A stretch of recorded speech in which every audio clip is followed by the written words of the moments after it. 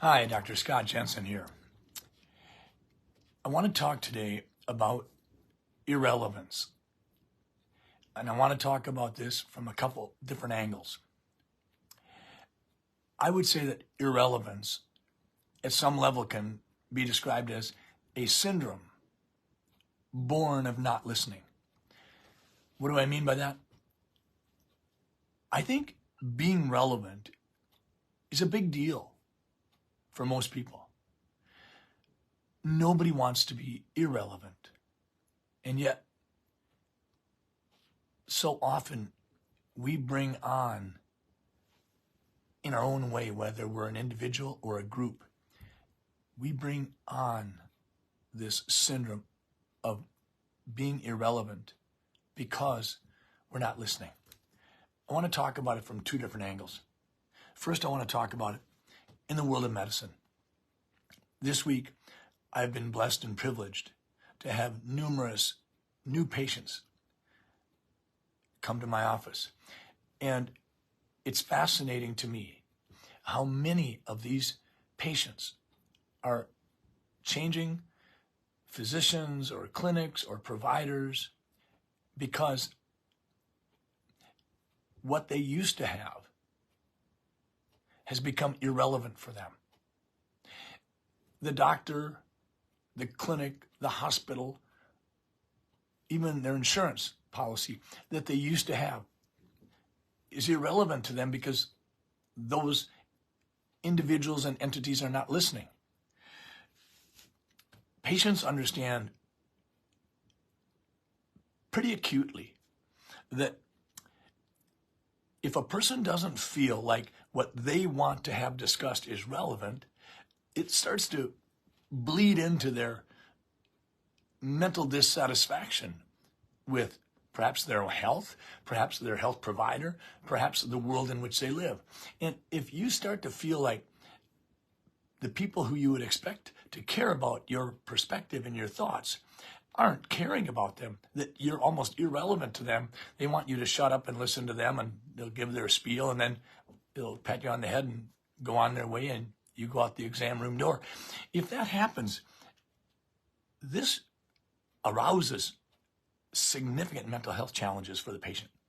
Frankly, I would submit that it also creates some real mental health challenges for physicians as well. And when I say physicians, I'm referring to providers of many descriptions.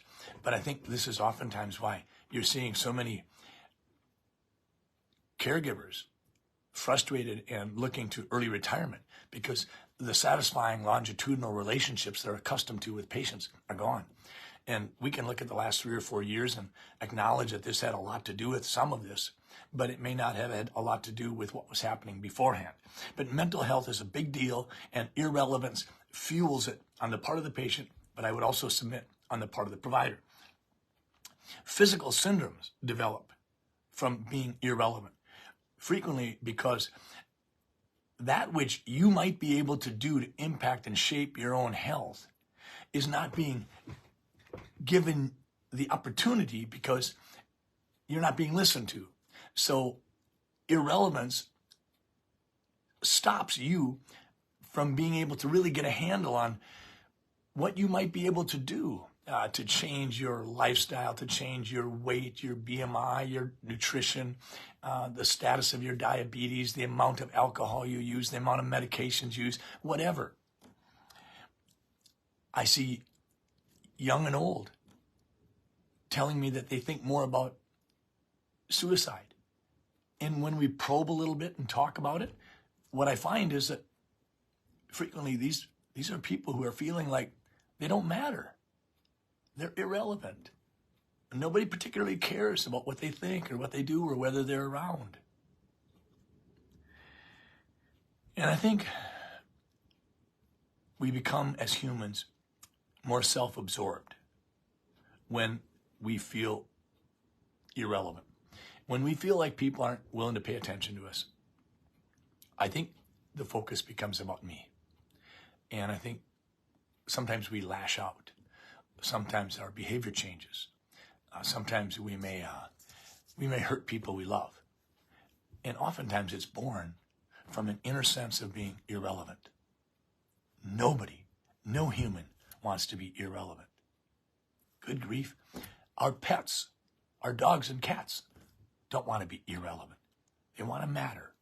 When they curl up on our laps, they want to be petted or attended to in some way or another. There's something deeply instinctive about mattering. And when you don't matter, you're irrelevant. But let's talk about the disease of irrelevance in the political realm, because it's there too. What kinds of manifestations will you see this in the world of politics? You'll see this attitude cast from one to another.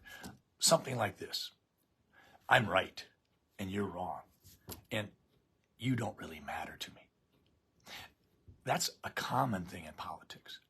And you'll see it frequently from your elected officials. They'll frequently, once they've got that election certificate, somehow come to think that they're more special, smarter, more brilliant, insightful, because they have an election certificate and you may not. So to them, you become irrelevant.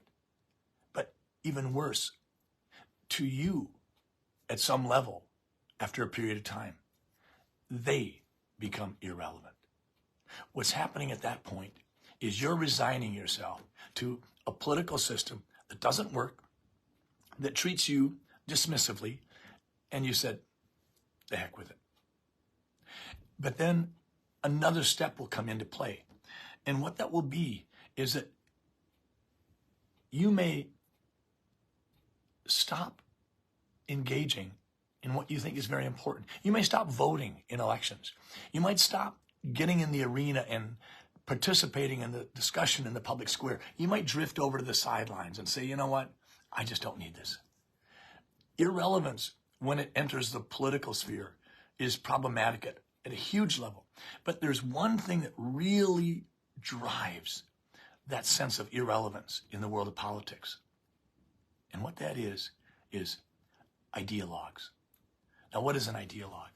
An ideologue is someone who holds a conviction or an idea to be important above all else. Nothing else matters because that person has decided that that's all that really matters, or that it matters at this level and everything else is down here and potentially irrelevant. I lost an election 15 months ago, and one of the most important things I could do was not let myself believe that I was irrelevant. And the only way I could do that was I had to do what Daniel did in the Old Testament. When Daniel made the decision that he was going to take it upon himself to gain understanding of what had happened. And in so doing, when we try to gain understanding, it's a humbling experience. Daniel accepted that, as did I.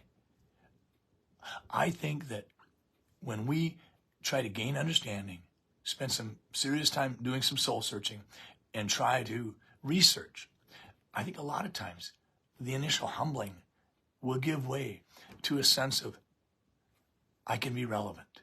I can be relevant in the face of a lost election. I can be relevant in the face of a dysfunctional political party. What did I find in my search? Well, I certainly found lots of pockets of irrelevance. But it was interesting to me that this week, this last week of February, brought two things together that a lot of people wouldn't necessarily connect. And I want to talk about them. The first thing was, in the last several days, there's been a lot of discussion about Alabama and their Supreme Court. Now, you may or may not be aware of the fact that Alabama Supreme Court came out and ruled that frozen embryos, a product from in vitro fertilization support for families having trouble having a family, in vitro fertilization oftentimes leaves in its wake a few embryos that may not be used. Oftentimes, these will be preserved in cryopreservation tanks, and there might be 5 or 6 of them. And these will potentially be from eggs of a member of the couple, or it may be someone else's eggs. It may be sperm from a member of the couple or a donor sample of sperm. But regardless, IVF generally creates more embryos than will necessarily be used. The Alabama Supreme Court ruled that any of these embryos that are in frozen cryopreservation are extrauterine children. And this caused a chilling effect on IVF clinics across Alabama, because potentially anybody that disposed of or damaged an embryo that was in cryopreservation might well find themselves at risk of being charged with a felony. Well, this was an outlandish proposition. I mean, we have families, 1 out of 7 families will experience infertility. So we've got these families and these couples, and they want to have a family. And all of a sudden, the Supreme Court makes a decision that truly gets in the way of this. So there's an article in Politico, Politico, entitled "Alabama Legislature Votes to Restore IVF Access." The state Supreme Court ruled that frozen eggs are children. So they go into Alabama's GOP-controlled legislature voted Thursday to give doctors who provide in vitro fertilization civil and criminal immunity for any death or damage to embryos. So now this Republican legislature is saying, listen, we're not going to be doing this. We don't want to be stopping people from having families. And so we're not going to be criminalizing this. State Representative Arnold Mooney, a Republican, said, "To say that I'm a conflicted human being about this is just being dead honest, that I don't know the right answer to where we are." That's an honest statement. But we hear other statements too. We hear someone say, it's going to be difficult to recruit physicians to the state of Alabama because physicians won't stand for it. You've got State Representative Mark Gidley, a Republican, who said, we can't allow anything to interfere with our pro-life standard. Representative Ernie Yarborough, a Republican who voted against the measure of protecting physicians involved with IVF, said that this legislation that did pass would grant immunity to murder. He said, the Supreme Court in Alabama could have possibly uncovered a silent Holocaust going on in our state. But then you turn to a woman who's trying to have kids, and she says, we as families and women going through these treatments, we're a desperate group of people, and we're going through very, very time-sensitive treatments. And she's horrified. What we're seeing is because of this kind of ideologue behavior, surely what we're seeing is people are starting to dismiss these convictions that these Republicans hold as irrelevant. Is there a manifestation of that? Well, I think in Minnesota there was. A few days ago, we had precinct caucuses in Minnesota.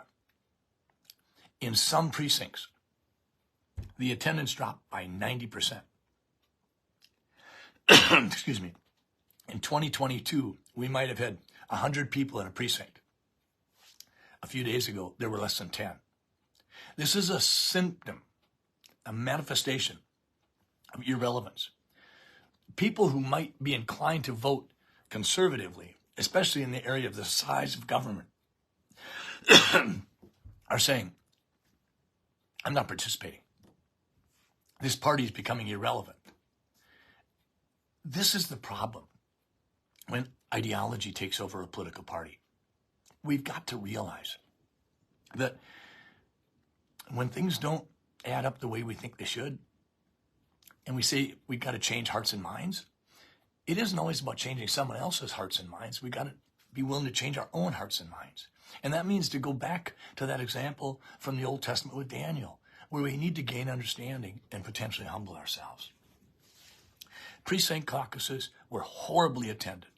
In 2016, it was off the charts. In 2022, it was off the charts. In 2024, people didn't care. The Republican Party, at least in Minnesota, was becoming irrelevant. What's the consequence of this? One, issues like law and order, standing with police, safe neighborhoods, these issues get pushed down. Issues like the cost of gas and groceries, the fact that your wages might have gone up, but your buying power dropped. Issues like what are we doing to our kids in our public schools in terms of elementary schools and middle schools? Are they being taught in an instructional, foundational manner, or are they being indoctrinated in, if you will, entering into discussions that don't belong at that level? These are the things that get pushed aside when ideologues take over the discussion. In this way, irrelevance becomes a deadly disease. And it's a disease that's caused by not listening.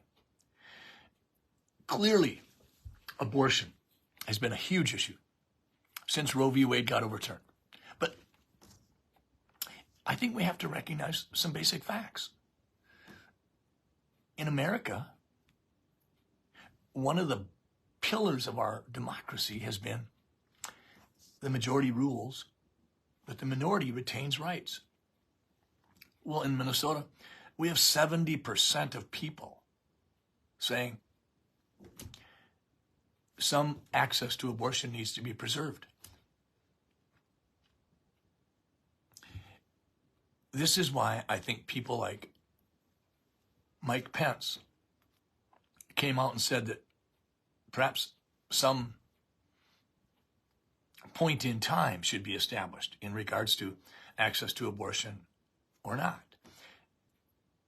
Arguably, Mike Pence, former vice president, was saying that he could live with sort of a pro-choice, pro-life position to a certain point in time, but after that, only in situations of rape and incest and health of the mother. But I think what's happening is when we don't listen, we bring on that syndrome of irrelevance. There are people, very smart people, thoughtful people, who are both pro-choice and pro-life. They're very much intent on honoring life. But they also believe that they're not willing to impose their moral set of beliefs on someone else. And there are people out there who are pro-choice who absolutely might be offended by certain scenarios involving an abortion. But they still elect to be pro-choice, even though they very much want to see life honored. It's an arbitrary, false distinction, and we're not talking about it enough. I mean, when you talk to politicians, you see them dodging and weaving and trying to come up with something, some fancy set of words that would allow them to avoid the political dangers of this issue. And it's unfortunate. I would say this: the technology regarding life and stem cells and embryos has changed dramatically. There's a lot of people that believe that if I had eggs in this test tube and I had semen and sperm in this test tube and I put them together into a dish of nutrients that can support eggs and sperm, and then over the next 24 hours, the combination of this brought about a fertilized egg where the 23 chromosomes of the sperm connected with the 23 chromosomes of the egg, and voila, you now have a single cell, diploid cell with 46 chromosomes that indeed has the potential to develop into life. There are many people who do not believe that at that point in time, where the exterior of the egg was traversed by the sperm, that in that moment a soul was created. There's a lot of people who think that. And there are others who think that, no, that's a life.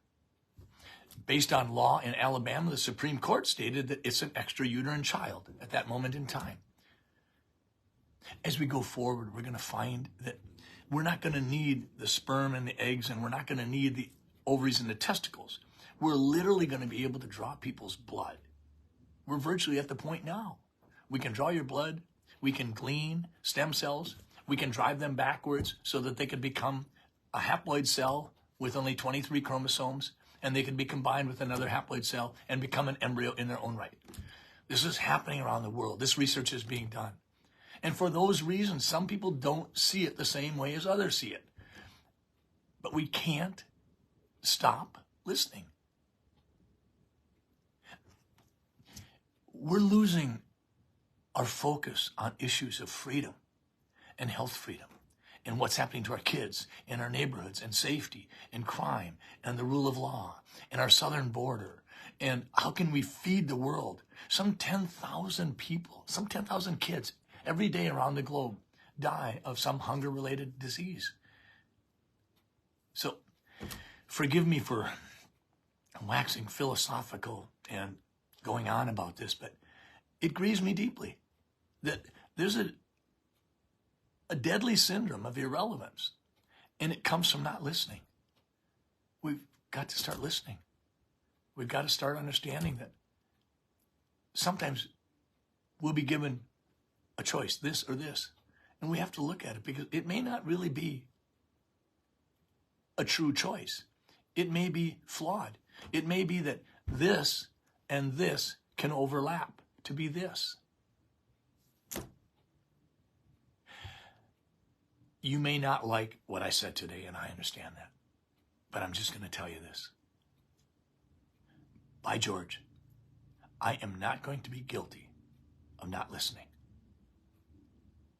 I did plenty of that during a recent campaign, and I don't want to repeat that mistake.